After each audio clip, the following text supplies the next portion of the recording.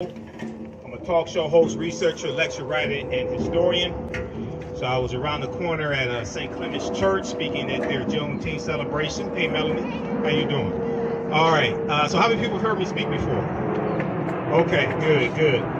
So this today I'm going to speak for about 30 minutes, and what I want to do is I want to speak really for about 20 minutes, and then I want to open up for questions and answers if I can, because understanding the learning process, oftentimes we learn more from answering questions than just listening. So I want to engage the audience as well. So Crystal contacted me, and she wanted me to talk some about the history of Juneteenth, which I've been doing all week. And also we're going to talk, connect this to the transatlantic slave trade as well, because all of this history is connected. Okay, so I've done a number of media interviews this week dealing with Juneteenth, and I was on the Tammy Mack show on Fox Business Soul, the streaming service, on Wednesday, and we were talking about Juneteenth as a federal holiday. Now, is that a good thing or bad thing? And when I teach about Juneteenth, and I have a 2.5-hour lecture dealing with the real history of Juneteenth. So my table is going to be set up over here. Be sure to come support the African History Network, because that helps finance what I do and helps me stay independent as much as possible and keep the bills paid and the lights on. Okay, that's where the money comes from. When I talk about the history of Juneteenth, even though it's a federal holiday, and that's a good thing, there's a lot of misinformation floating around about the history of Juneteenth. And I saw a lot of misinformation last year in the media, so I want to try to correct some of that history. So, some of that misinformation. So June 19th, 1865, what we celebrate is Juneteenth. Sometimes it was called Jubilee Day. Sometimes it was called Emancipation Day. That commemorates June 19th, 1865, when Major General Gordon Granger goes into Galveston, Texas. He arrives at the beach in Texas the day before with about 2,000 Union troops, okay? And they're there to enforce what's known as General Order Number 3, which is enforcing the Emancipation Proclamation, but also, and maybe even more importantly, to take back physical control of the state of Texas, because Texas seceded from the Union during the Civil War. Texas was part of the Confederacy. So it took a military force to take control of Texas and bring it back under Union control. That's what he was there to do. And he also delivered General Order Number 3, which basically said, I'm not going to read the whole thing, but it basically said that the enslaved Africans there in Texas, there were about 250,000 of them, that they were free based upon the Emancipation Proclamation, and that they should stay on the plantations and negotiate wages with their former slave owners. Okay, now there's a few problems with the way this history is presented. Number one, now let me do my disclaimer. If you've heard me speak before, you know I say this disclaimer. I may say some things that are outside the circumference of your own awareness. Just because you never heard them before, disagree with them, does not mean that they're not true.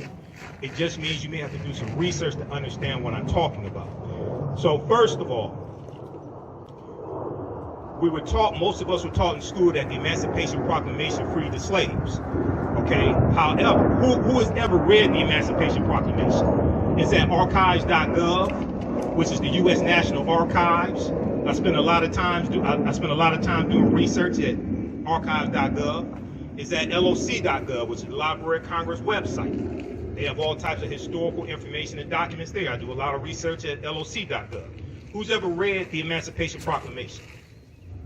Okay, now how many of us were taught in school the Emancipation Proclamation freed the slaves?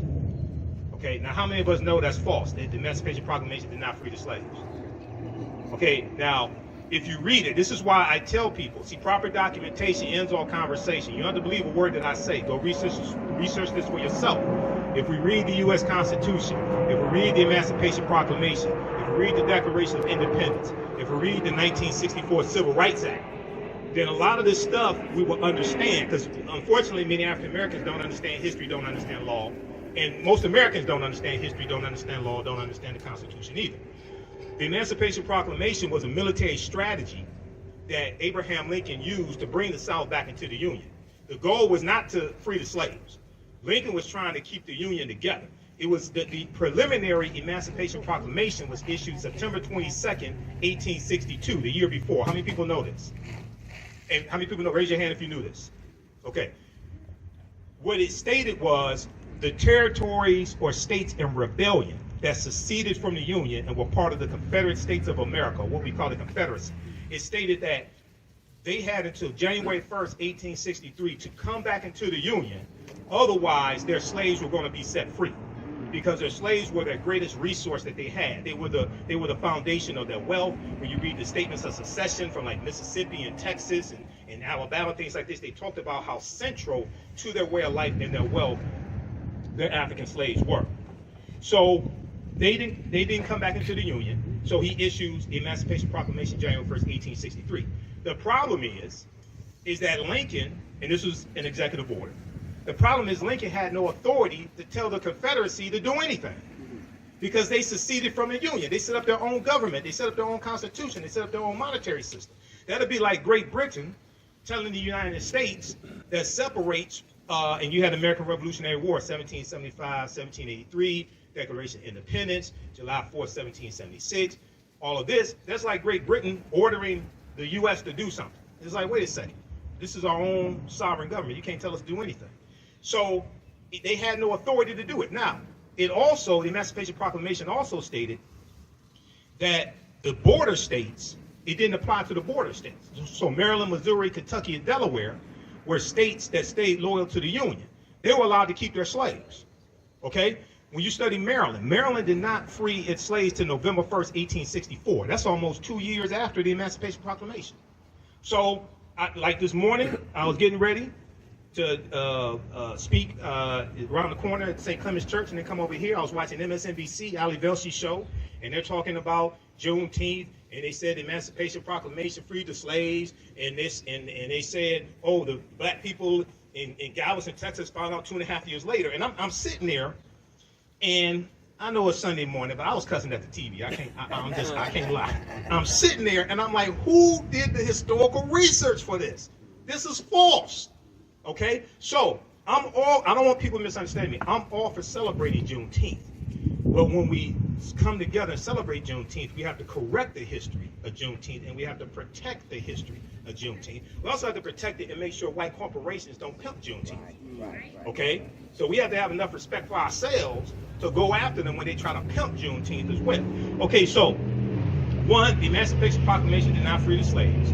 It's going to lead to slavery ending, okay? And what happens is, as the Union troops go throughout these Confederate territories, they're taking back control of these territories. But it takes military force to do this. Now, it's going to be the 13th Amendment. It's going to be the 13th Amendment. Yeah, let me have water, brother. Thank you. It's going to be the 13th Amendment, which is ratified December 6, 1865, which is going to legally end slavery, chattel slavery in this country. And that amends the U.S. Constitution, because the U.S. Constitution sanctions slavery.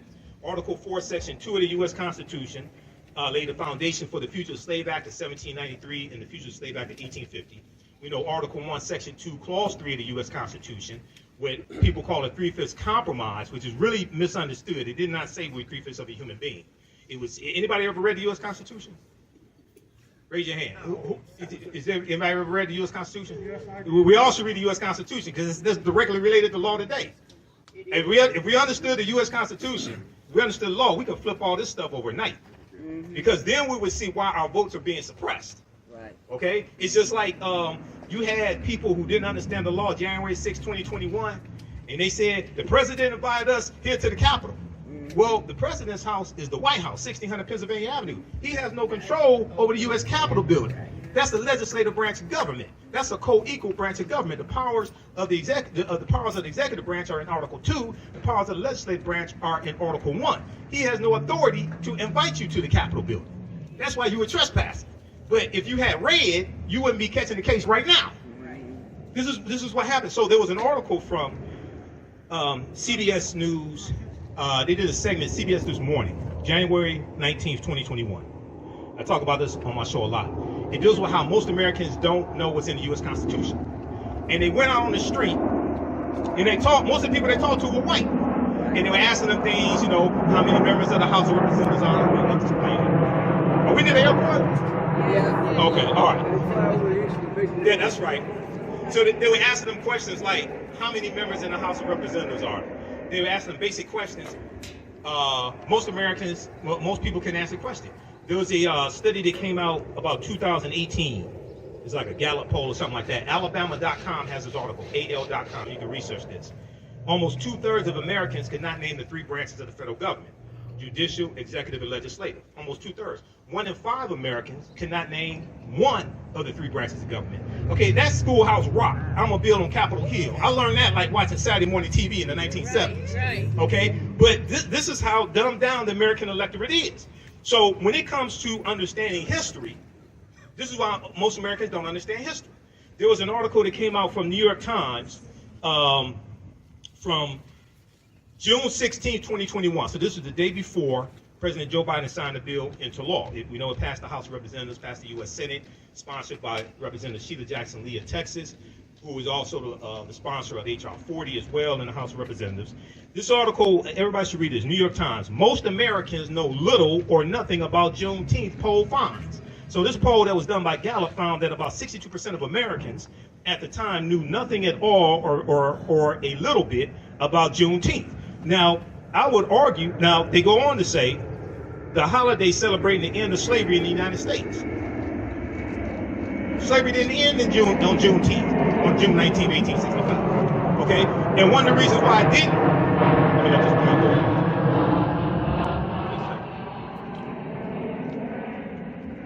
One of the reasons why slavery didn't end then is because some of the slave owners in Texas, not just Galveston, but some of the slave owners in Texas somehow kept the word away from their slaves or didn't abide by it if they got the word and kept them enslaved for an additional year.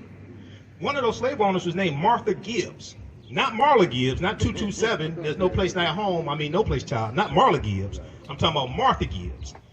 Martha Gibbs was a white slave owner from Mississippi. She leaves Mississippi and takes her African slaves into Texas at gunpoint. Wow. Texas was a safe haven for many slave owners because Texas was more removed from battles of the Civil War and there was less of a Union presence in Texas. So you had slave owners from surrounding southern states who fled into Texas with their slaves. Okay? Martha Gibbs was one of them. Well, she kept her enslaved Africans to the following year, 1866. She didn't care about the Emancipation, Proclamation, none of that stuff. That didn't mean nothing to the, just like the domestic terrorists. Laws don't mean nothing to them. Okay? Wink, wink. The laws don't mean nothing to them. Right. That didn't mean nothing. That didn't mean nothing to them. Those are their descendants that stormed the U.S. Capitol building. Right. Okay? All this is tied back to the Civil War, Reconstruction. Right. All this history is connected. Okay? All right. So you're going to have some that are still enslaved to 1866. Now, it's important to celebrate Juneteenth. Why? Because Juneteenth is a celebration of freedom. Okay? And they had celebrations. If you read some of the slave narratives, they had celebrations when they got the word. In 1865, June 1865. Now, it's also important to understand that Major General Gordon Granger is going to go through various parts of Texas for a number of days, delivering General Order Number 3. June 19th is the date that was agreed upon to celebrate as when they got the news. But all the African slaves in Texas did not get the news on that date. They go through for a number of days and deliver the news also. So Juneteenth is a celebration of freedom. It's not our Independence Day because we weren't independent. We still ain't independent today because about 97% of African Americans work for white people. Okay. Now I'm not saying go quit your job. That's economic suicide. I'm not saying quit your job, but I'm saying that's not Independence Day. That's Emancipation. You can say Emancipation Day. You can say Freedom Day. But no, we weren't independent then. We're still not independent now. It's a more important holiday. It's a more important holiday for African Americans than the 4th of July, or what Dr. Shaka Musafera Shango called the 4th of July, Y-O-U-L-I-E. He wrote the books African People and European Holidays and Mental Genocide. How many people have read those books? Read those books, book 1 and book 2, because it deals with the origins of all the European holidays that we've been taught to celebrate in this country, including the 4th of July. And we know 1776, you know, they're fighting for their freedom in the American Revolution, but at the same time, you're enslaving African people. You have this paradox, okay? All right, so let me check on time. All right, so there are 4 components that have to be incorporated. When I teach about Juneteenth in the interviews, media interviews I did, and also Ken Coleman interviewed me for Bridge Detroit. He did an article that came out Friday, I think it was, dealing with Juneteenth. He interviewed me for that, bridgedetroit.com.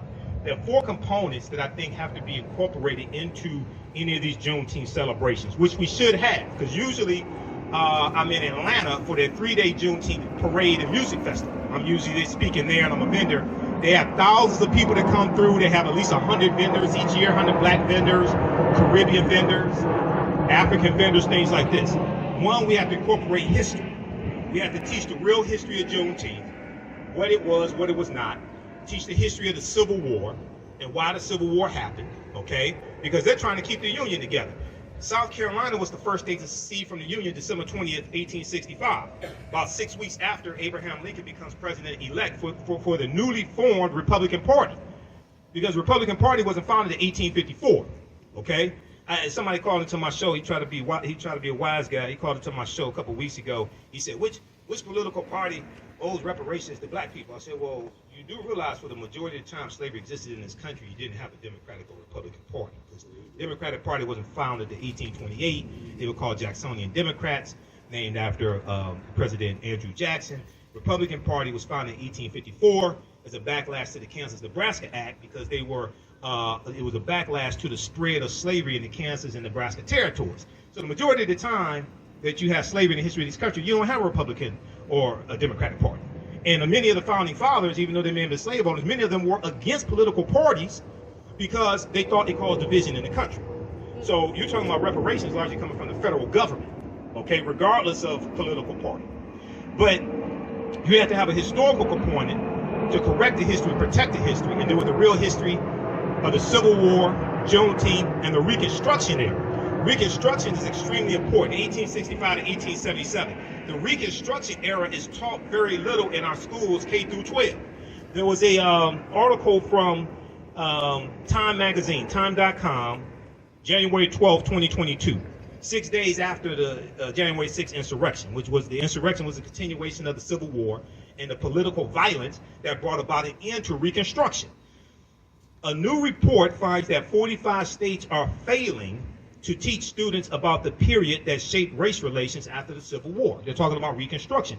And in this article, they talk about how Reconstruction, understanding Reconstruction, is directly related to the police violence we see today in the murder of George Floyd, May 25th, 2020, the voter suppression laws enacted, especially after African-American voters voted in the 2020 election to elect President Joe Biden and Kamala Harris, but also the January 5th senatorial election in Georgia, because that's what really infuriated a lot of people, okay? The reason why it infuriated a lot of people, it wasn't just because John Ossoff won, and he's a Democrat, and he defeated Richard Perdue, David Perdue.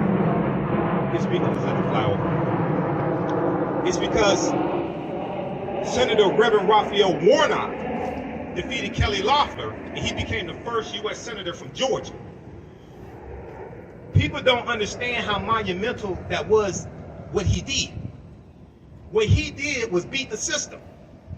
What I mean by beat the system, I'm not talking about the mail-in ballot system that Republicans voted into office in 2005 in Georgia.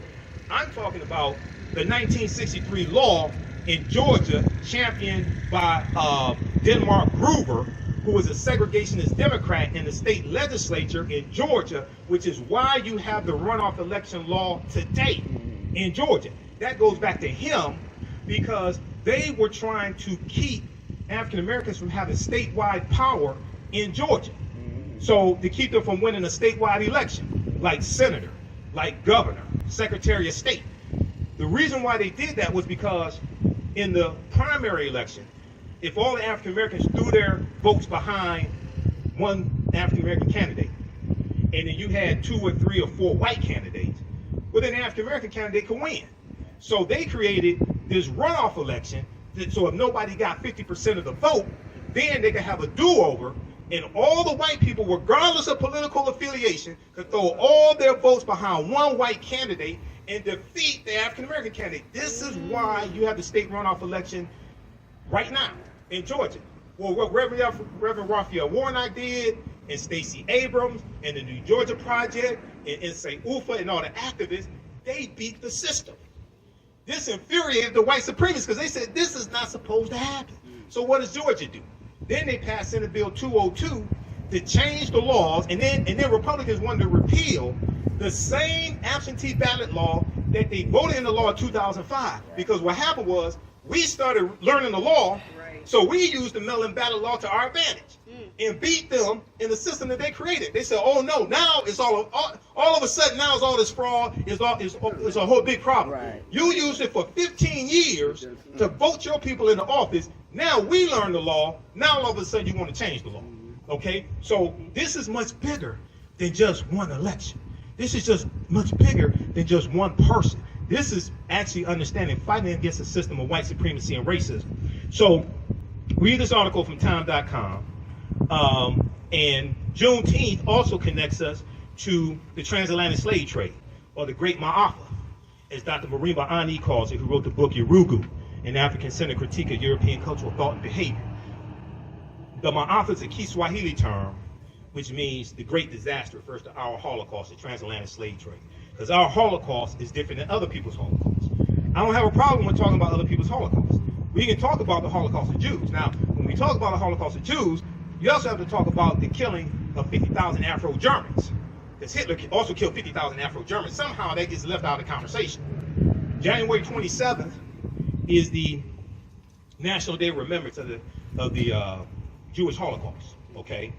And it's January 27th because it was January 27th, 1945, I think it was, when the Soviet troops go into Poland and liberate the Holocaust survivors from the Auschwitz concentration camps, Auschwitz 1, 2, and 3. That's why it's on January 27th. So I was reading articles from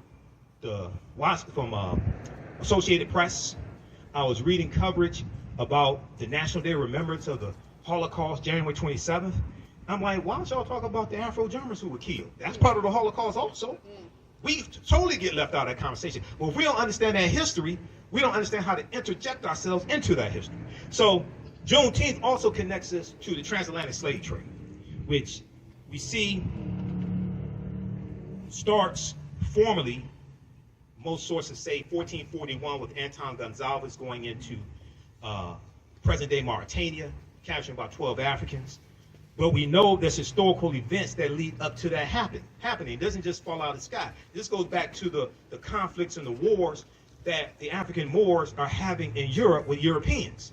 And the Moors intermixing into European society and losing control of various areas that they control, like Al-Andalus in the southern portion of Spain. And we see this backlash. Now the Moors are taking the teachings from ancient Kemet, ancient Egypt, the Nile Valley region of Africa, into Europe. They bring Europe out of the Dark Ages. These teachings saved Europe. If it had not been for the Moors, Europe probably would have been totally devastated by the Black Death, the bubonic plague. It hits in 1347 to 1400.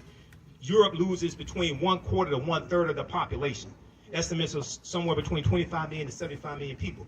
But the Moors introduced science. They introduced new types of nautical instruments. They introduced the periodic tables. They introduced something they call alchemy. Today we call it chemistry. Al is the Arabic prefix. Algebra, alcohol, alchemy, things like this.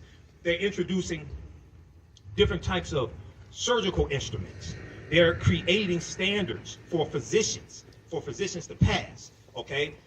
The University of Salamanca in Spain, which is built by African, Moors, and Arabs, about 1285 AD, okay? So they're introducing, in a lot of the early universities in Europe, a lot of those professors are going to be Moors. So all these things that we taught Europeans, came back to kick us in behind. Moors are going to introduce cotton and sugar around the 9th century and 10th century. No, first plantations the Spanish especially are going to set up when they start conquering lands like island lands like Jamaica. And thank you, brother. Oh, okay, thank you.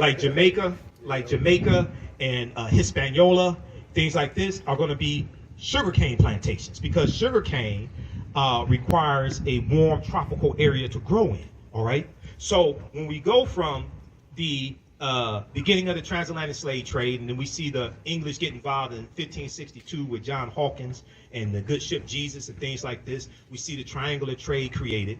We go throughout history. We're going to see resistance all throughout. We see here, even in this land, I know people talk about August 20th, 1619. One, it's important to understand that African people were here in this land that we call the United States of America going back at least 51,700 years ago. If you read the book, how many people are familiar with Dr. David M. Hotep, who wrote the book, The First Americans Were Africans, Documented Evidence? So he's a friend of mine. I've interviewed him probably 13, 14 times. His first book has 713 footnotes. It thoroughly documents an African presence in this country going back at least 51,700 years ago, the Khoisan. The Khoisan have the oldest DNA on the planet. They come from Southern Africa. They go all around the world. They're the ancestors to the Anu and the Twa. The Twa are derisively or derogatorily called pygmies in European anthropology and archaeology. They go all around the world. They're short-statured Africans. So, yes, African people circumnavigated the globe. Yes, we were already here. But that does not mean the transatlantic slave trade did not happen. Now, the Spanish are the second ones involved in the transatlantic slave trade. They're bringing Africans into the territory we call in the South Carolina, Georgia area in 1526. This is 93 years before 1619. So even though people talk about 1619, you have to deal with that history before then. You have to talk about Juan Garrido, who was born in West Africa in 1480. He comes into Florida in 1513 with the Spanish conquistador Juan Ponce de Leon. It's going to be Juan Ponce de Leon who names Florida, who gives Florida its name. It's Spanish, which means it has some reference to flower. This is where Florida comes to. Well, Juan Garrido is probably the first African we know of by name who comes to this land we call the United States of America. This is long before 1619. So even though 1619 is important to understand, and understand it in the proper context, that's not when we first came to this land, but that's part of the transatlantic slave trade. Now, August 20th, 1619, when the White Lion pirate ship, you have the White Lion and the Treasure, two English pirate ships that come into Virginia, basically Point Comfort there in Virginia. How much time I'm at 27. I'm not at 28 minutes. Crystal, how am I on time? Hey, go on. Okay, so when these two English pirate ships come in, and you have 20-odd Africans who are exchanged for food and water and supplies, right? At this time in 1619, did you know codified slave laws don't exist in any of the 13 colonies? Did y'all know this? Y'all didn't know this? Nope. Oh, you have to bring me out here to speak more often. Yeah. No. Who's read Before the Mayflower by Lerone Bennett Jr.? Because he breaks some of this down in chapter 2. Chapter 2, 6th edition, right around page 40, he talks about the names that African people had in this land. When Europeans got here, they were called Moors. They were called Negers, N-E-G-E-R-S, Nagars, N-E-G-A-R-S, and Blackamoors, okay? The word Negro really wasn't used for us at that time. He's talking about in the 1600s, all right? So, and he's talking about the presence of the Moors here when Europeans got here. And then at that time, also in the colonies, the people who we call white people, they weren't referred to as white. They were referred to as either Christians or Englishmen, okay? So they're exchanged for food and water and supplies. They're put into a form of indentured servitude for about 3 to 5 years and released from that. Some of them go on to own land. You're going to have some Africans who come here, either willingly or unwillingly, who end up owning white indentured servants also. That's a whole nother conversation. Some people don't want to have that conversation. Don't know why, but that's part of the history. Lerone Bennett Jr. breaks this down in chapter 2 of Before the Mayflower. Okay, so this is, Juneteenth connects us to the transatlantic slave trade. The first colony to have codified slave laws is going to be Massachusetts, 1641. They come to Virginia about 1660, 1661. The laws are coming to different colonies at different times. Different colonies had their own laws, okay? So some of the slave ships, and I was looking at some information from nationalarchives.gov for the UK. Some of the slave ships, the Triton had 150 African slaves, the Antelope 230, the Juno 250, the Alexander 450, the Baltimore 280, the Polly 400, the Jason 360. We know the good ship Jesus 1562. John Hawkins, who becomes later Sir John Hawkins of Plymouth, England, had 300 Africans as well. And we know that the transatlantic slave database estimates there's about 12 million Africans that are going to be taken out. Now, that's probably a lowball number.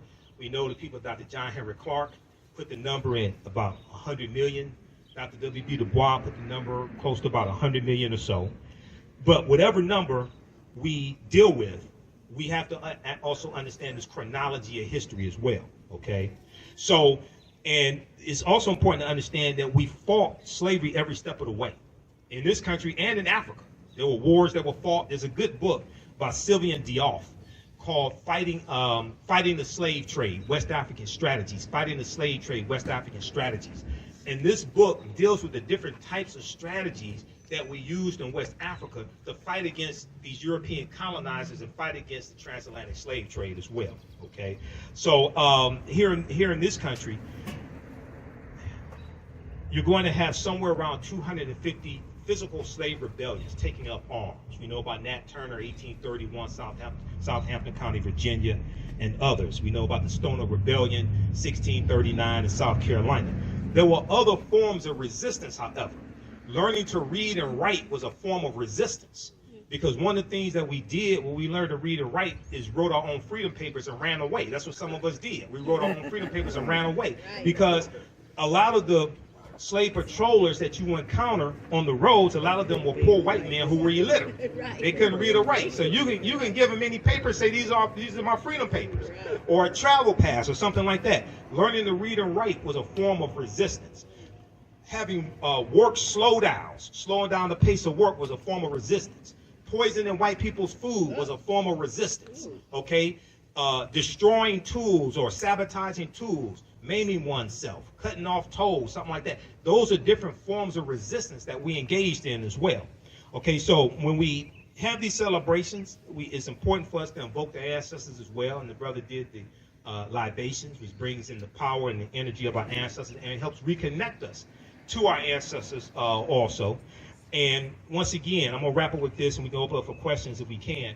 But when we have these celebrations dealing with Juneteenth, it's important to correct the history and protect the history of Juneteenth, and deal with history, political education, economic empowerment, as well as law. Okay, so I want to thank you for your attention. I want to wrap it up there. Usually I end my presentations. Right now, it's correct wrong behavior. It's not over till we win. Wakanda forever. And because Wakanda is a real word, comes from the Omaha Ponca Sioux Indian language, means possessing secret powers, but it's also a Bantu word. It's in Kikongo as well. So Wakanda is a real word. So Asante Sana, can we open it for questions? Okay, let's open it for questions. Did you all learn anything? Yeah. Okay, all right, thanks.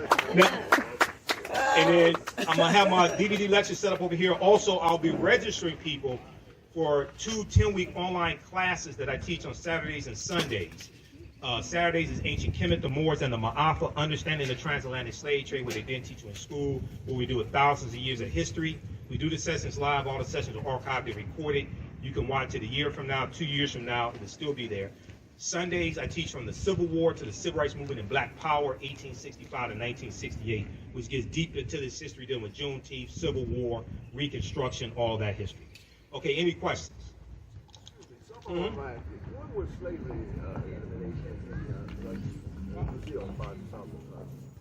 When it ends? Yeah, that was Well, it ends about right around 1888 in Brazil. Yeah, right around that time, 1888 in Brazil. Yeah. Any other questions? Yes, Crystal. How far? And thanks for inviting me out here, Crystal. Also. All right. How far north?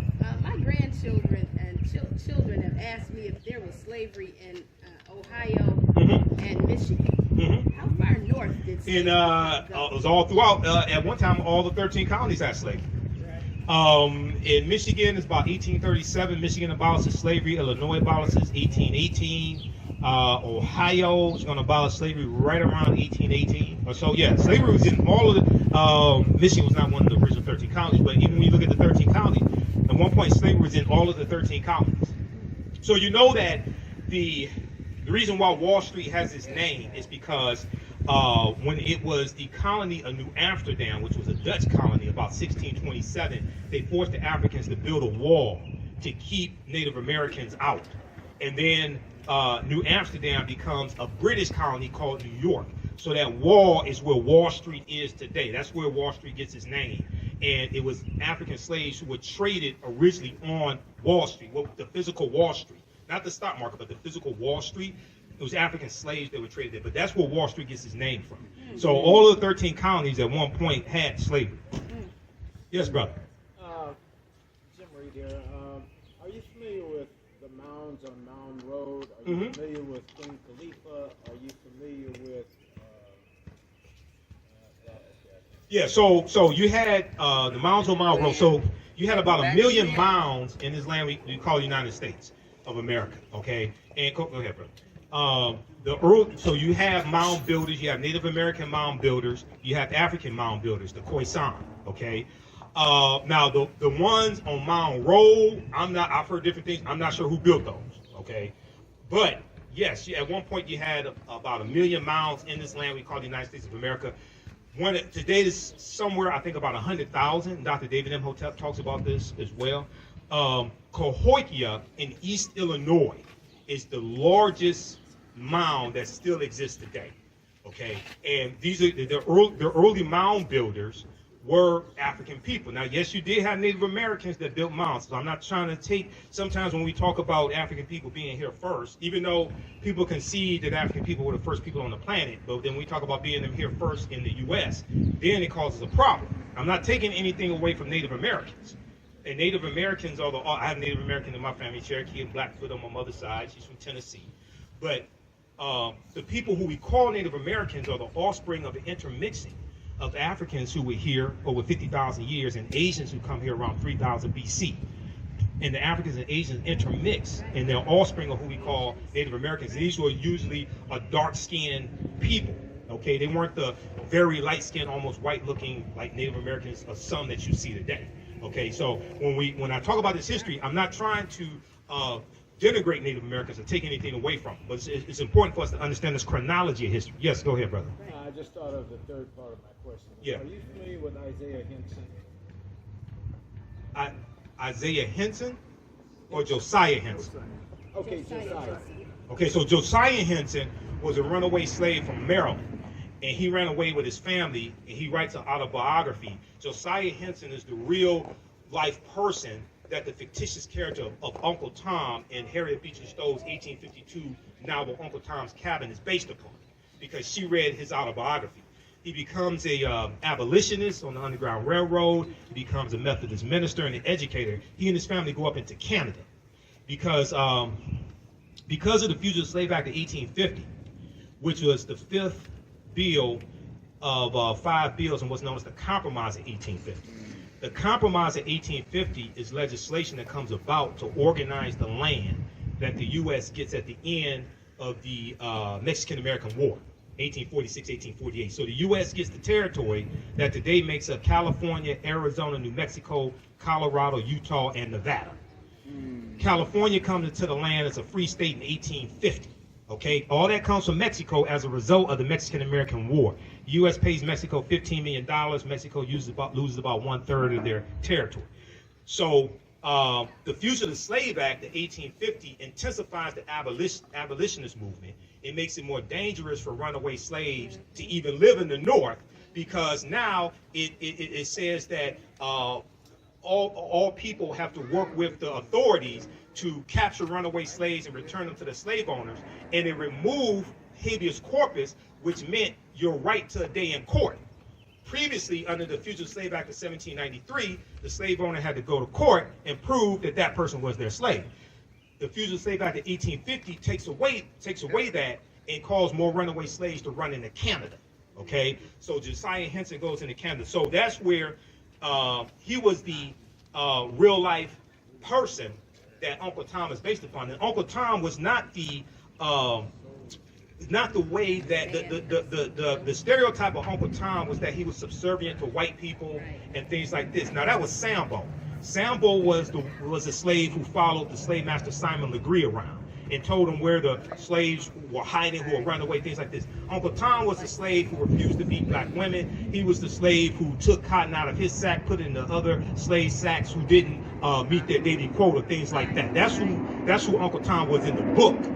Okay, there was a 1912 movie, about 1912, a short movie about 30 minutes, that depicted Uncle Tom as being subservient to white people, docile, obedient. So that may be where the slur, the stereotype of Uncle Tom comes from. But that's not the Uncle Tom in the novel, and that's definitely not Josiah Henson. That was written by Phyllis Wheatley. Right. Uncle Tom's Cabin was written by Harriet Beecher Stowe, 1852. Now, Queen Khalifa, I've been doing research on Queen Khalifa. Now, some sources say she was a fictitious queen. Some say she was a real queen. I don't know whether she's fictitious or not. It's believed in quote, it's believed that California is derived from her name. I don't know that for certain. Any other questions?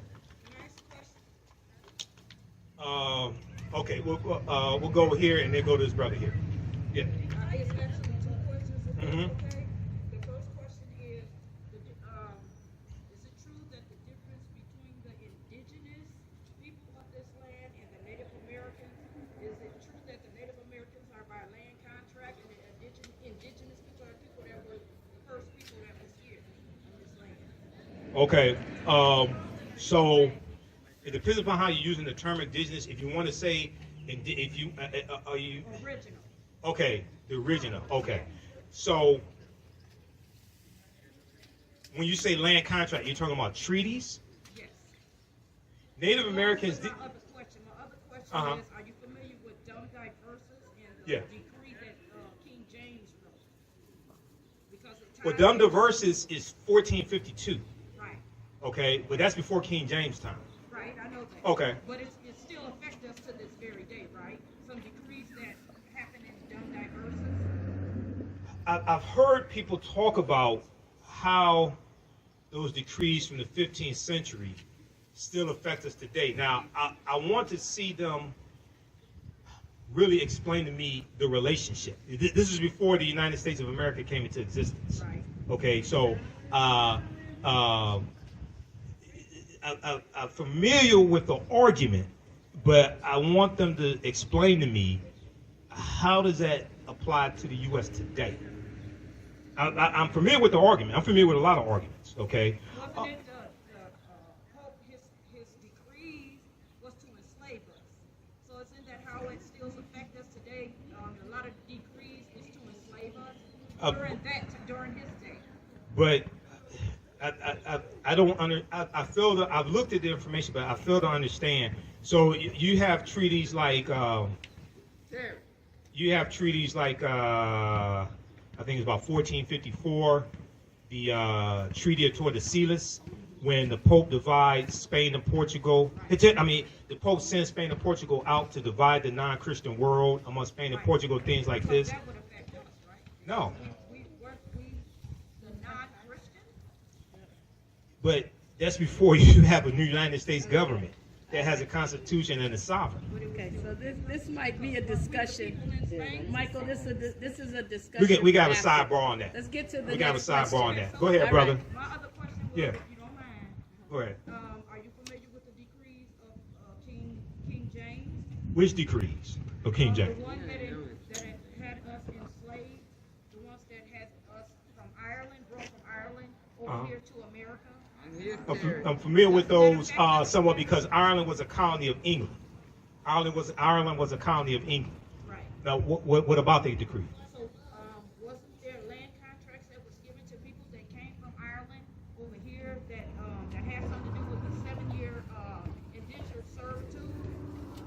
There were people who entered into indentured servitude and then were awarded land afterwards. Some of them were of African descent also.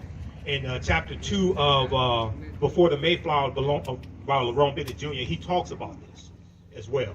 We can have a sidebar because that's what my table is going to be. I want to get to some of these other questions. Yes, brother. I want to ask if you were familiar with the different variations of the term slavery. And I bring that up simply because most of the things that we have been exposed to through media, watching Mandingo, watching Django, watching Roots, show slavery in a particular light. I mean, there were white slaves. There were.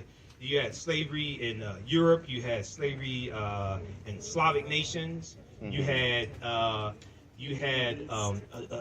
slavery. Now, this is before. This wasn't chattel slavery, but you had slavery of Muslims enslaving Christians. Some of those Muslims were Moors enslaving white Christians.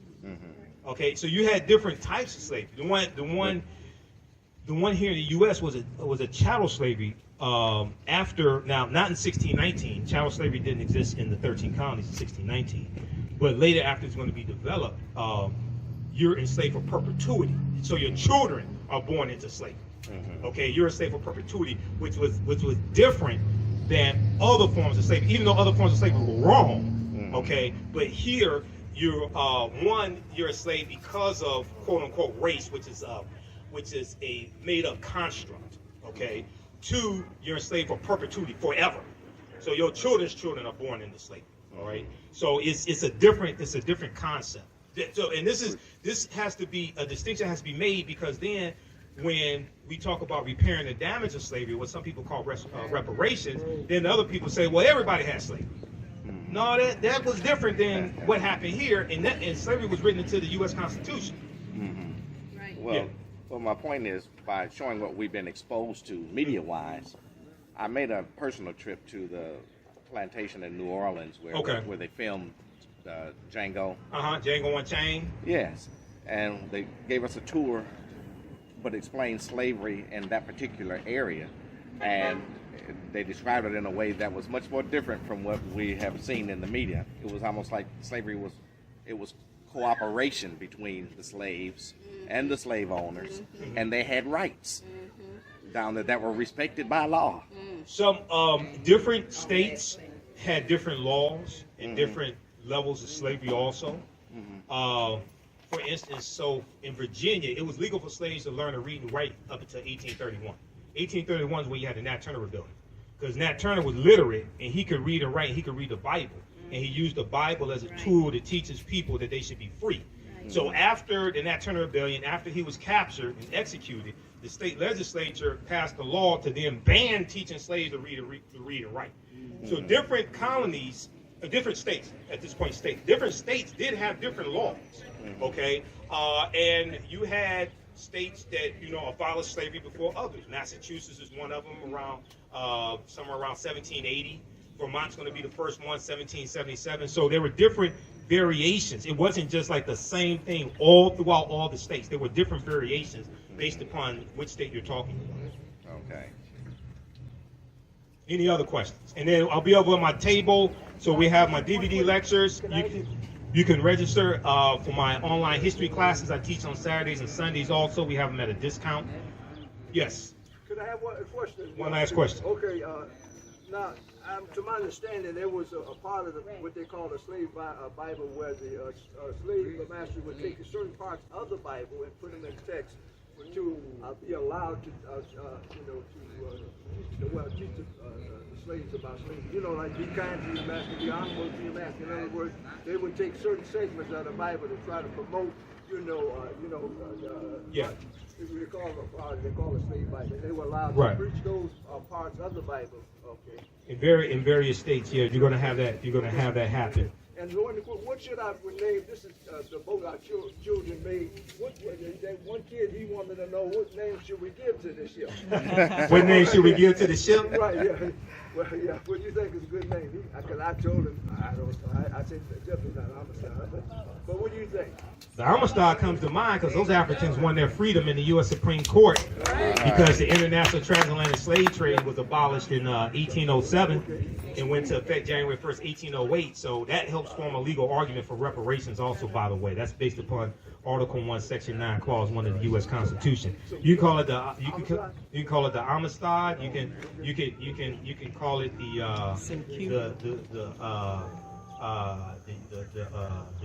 ship Kemet.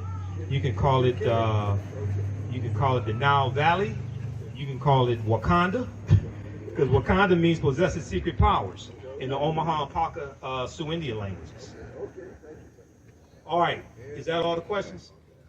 All right, other questions you can ask me over my table. Thanks for your attention. Be sure to come support the African History Network. This helps me keep doing the research, keep doing the radio show. I don't get paid to do radio. I'm on Roland Martin Unfiltered every Friday. I don't get paid to do none of that stuff. So selling the lectures, register people for the classes, any donations you want to support us with, that helps me keep doing this type of research, all right? So thanks for your attention. I appreciate it. Asante Sana Mod Hotep. Yes, brother. Well, I got some new stuff over here, too. Oh, thank you. I got some new stuff over here. You can get some for gifts also. If you got my DVD lecture, you can get it for gifts as well. All right, thank you, Crystal. Thank you. What's your name, brother? My name is Gabriel. Gabriel. All right, brother Gabriel. I appreciate it.